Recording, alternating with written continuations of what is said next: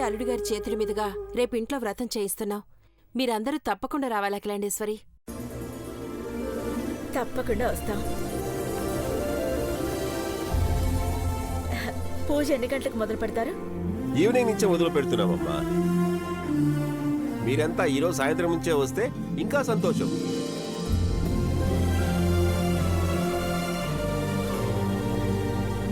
ఐశ్వర్య, ఎలా ఉన్నావు?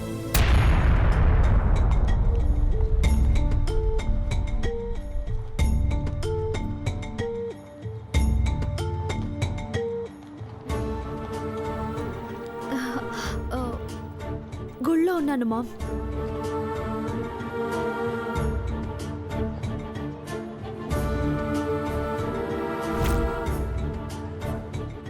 అమ్మలాంటి అత్తయ్య ఒళ్ళోనే ఉన్నాను.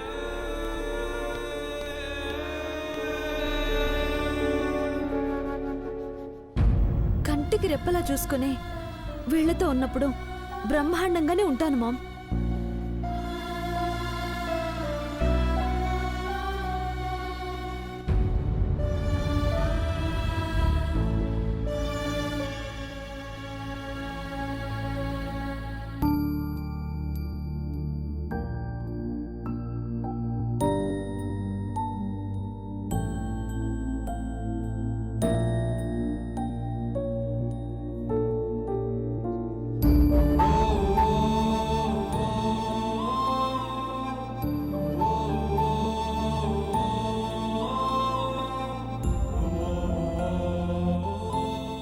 లేక లేక పుట్టింది ఐశ్వర్య.